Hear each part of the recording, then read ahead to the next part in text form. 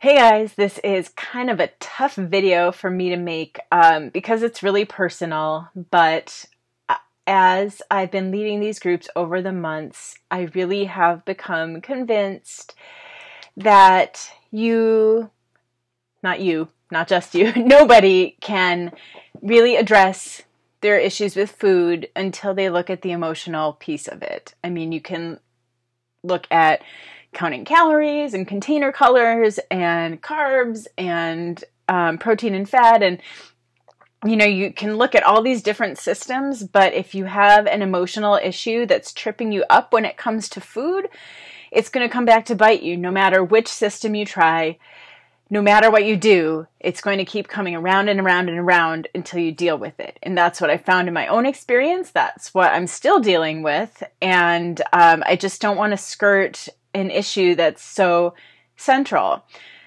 So I'm not going to ask you guys to make a video, but I wanted to make a video just to show you kind of, first of all, it would be a lot to write out because I'm going to give a lot of different examples and you can tell me what part of it you relate to, or, if you have something that's similar but not quite the same in the same area.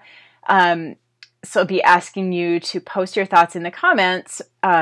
Again, you don't have to make a video, but I wanted to make a video because I think it's just, like I said, it's a personal topic, and I also kind of feel like a really long paragraph of text people might just skim and not really take to heart. So hence the video.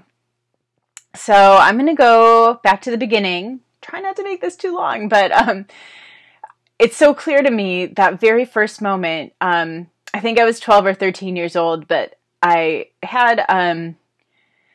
the teenage years are tough on everyone, right? And we all have emotions. I think especially teenage girls have emotions that are pretty tough to deal with. So I just remember there was an afternoon when my mom had made these peanut butter bars, and they're peanut butter bars with chocolate frosting, and they're really delicious, but I ate the entire pan. And it was kind of crazy because I was realizing that first of all, I don't have an off button for food like that. I can just keep going and going and going, and I never felt full. And it's obviously partly the qualities of the food. The sugar salt combo just keeps you craving more. But then, there are people who would feel full and stop, and that just wasn't going to happen for me. And then that was also the first time that I really vividly, clearly realized that the food was erasing the emotions I was having. And it's temporary, but I didn't realize that at the time. I was like, whoa, I feel great. Going from feeling anxious and insecure to feeling calm and peaceful. And there was a lot of guilt and shame involved with eating an entire pan of peanut butter bars, but it also was magic, whoa, this is the best drug. And that's kind of, I'm sure that wasn't the very first moment. It doesn't start from nothing. And I had a weight problem too when I was younger. I think, just vulnerable to the effects of sugar and sweets and the allure. But that was the first moment where it was really clear to me that I can use this to help with difficult emotions. And I'm going to kind of fast forward. You guys have heard me talk about before how I developed a full-fledged binge eating disorder where I would eat really large amounts and then, try to limit and get starving hungry. And it's a cycle then, because obviously if you're super hungry, then you end up, it's really easy to eat a large amount. So I had to break the cycle and really start nourishing my body, which is part of how I got into this work in the first place. But what I wanted to say about that is, I just lost my train of thought. This is so hard talking about such personal stuff with you guys. But, right. So what I want to say is there is a physiological effect. It's not just all in your head. When you eat carbs, it increases your levels of circulating serotonin, which is the feel-good chemical. So there's something going on where it really is, it can be an addiction or it can be self-medication. If you have low serotonin levels, that's the same system that antidepressant drugs work on. So, if you have low serotonin, sometimes taking an antidepressant could help break the cycle.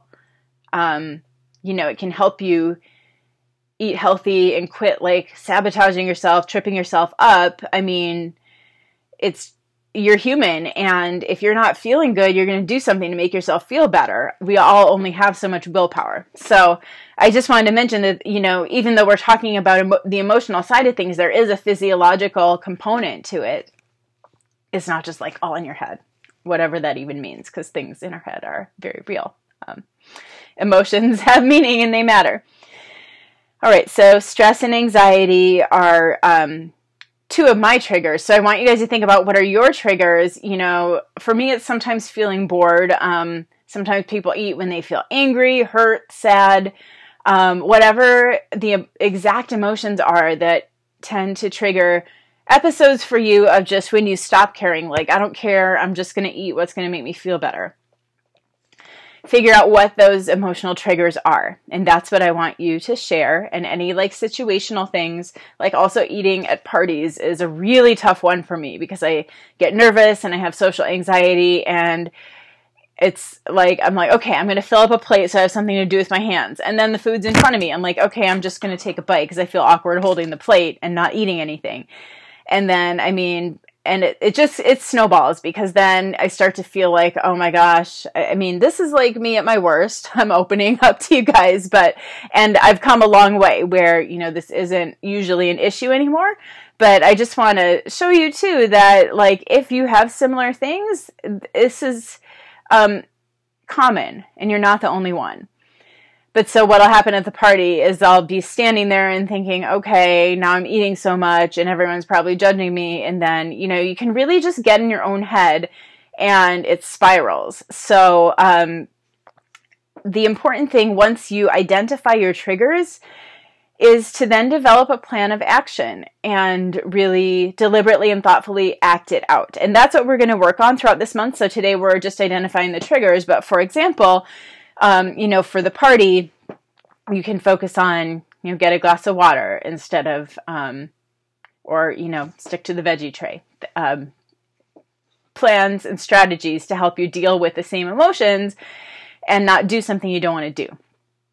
For just stress and anxiety, or boredom, or whatever the emotions are, there are tons of other behaviors.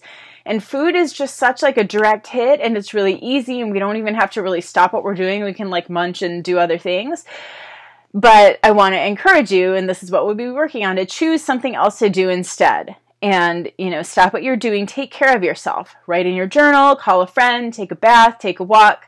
But do something that's not food related, because there's something inside you that wants that emotion to be addressed. And it's not going to stop until it's satisfied. So food might be the easy way to satisfy it, but if you can do something else to really take care of that part of you, then the urge and the craving to eat something is going to go away.